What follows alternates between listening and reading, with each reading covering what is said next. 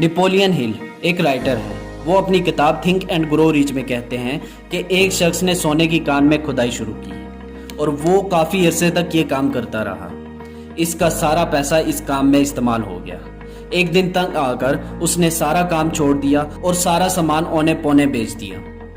وہ وہاں سے چلا گیا اور جس شخص نے اس کی کان خریدا اس نے صرف 3 فٹ کھدائی کرنے سے سونا نکال لیا، اور اس بات سے اس شخص نے سیکھا کہ کامیابی صرف 3 فٹ کے فاصلے پر ہے جب ہم تھک ہار چکے ہوتے ہیں۔ پھر اس شخص نے ٹھان لی کہ اب کی بار میں جو بھی کام کروں گا اس کو مکمل کر کے ہی چھوڑوں گا۔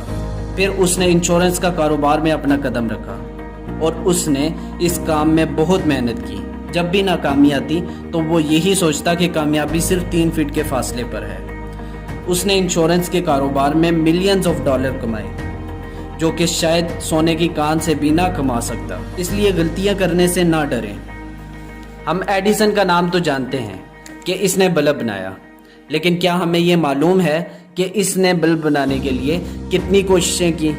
اس نے تقریباً 1000 سے زیادہ بار کوشش کی اور ہر بار ایک نئی غلطی کرتا، اور اس نے اپنی غلطیوں سے سیکھا اور آخرکار بہت سی کوششوں کے بعد ایک بلب بنا لیا۔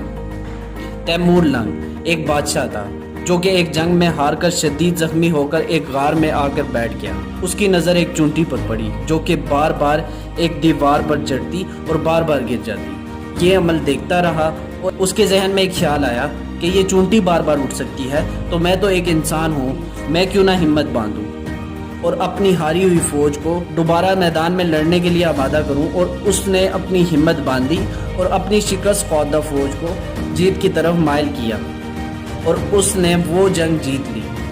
سائنسی میدان میں تجربات کو ایک خاص اہمیت حاصل ہے۔ کہتے ہیں کہ کیمیاءدان شروع میں سونا بنانے کی کوشش کرتے تھے، مگر سونا تو نہ بن سکا، لیکن کیمسٹری کی دنیا میں بے تحاشا نئے آلات بن گئے، جس کی مدد سے کیمسٹری آج نئے مقام میں داخل ہو چکی ہے۔ سائنسدانوں کے تجربات اور ان کی غلطیاں بھی ایک اہم درجہ رکھتی ہیں، جن سے سیکھ کر دوسرے سائنسدان نئے تجربات کرتے ہیں، اور اس لیے کوشش اور محنت کو کبھی غلط نہیں لینا چاہیے اور ناکامی سے مایوس نہیں ہونا چاہیے، اور اس کو کامیابی کا ایک تجربہ سمجھنا چاہیے اور کوشش کرتے رہنا چاہیے۔ کسی نے کیا خوب کہا ہے کہ اگر آپ غریب پیدا ہوتے ہو تو اس میں آپ کا کوئی قصور نہیں، لیکن اگر آپ غریب مر جاتے ہو تو اس میں سارا قصور صرف آپ کا ہے۔ اگر ہم انسانی جسم کو ہی دیکھیں تو پتہ لگتا ہے کہ یہ صرف محنت کرنے کے لیے ہی بنا ہے۔ ایکسرسائز کو ہی دیکھ لیں کہ یہ کیا ہے۔ جسم کو حرکت دینے کا نام ایکسرسائز ہے۔ ایکسرسائز سے ہمارا جسم سمارٹ رہتا ہے، اور یہ بھی ایک محنت ہے۔ ان کہانیوں سے ہمیں کیا سبق ملتا ہے کہ ہمیں محنت کو اس وقت تک کرنا چاہیے جب تک کامیابی آپ کے قدم نہ چوم لے، اور ہار سے ڈرنا نہیں چاہیے، کیونکہ یہ ہار ہمارے لیے ایک نیا تجربہ ہوگی۔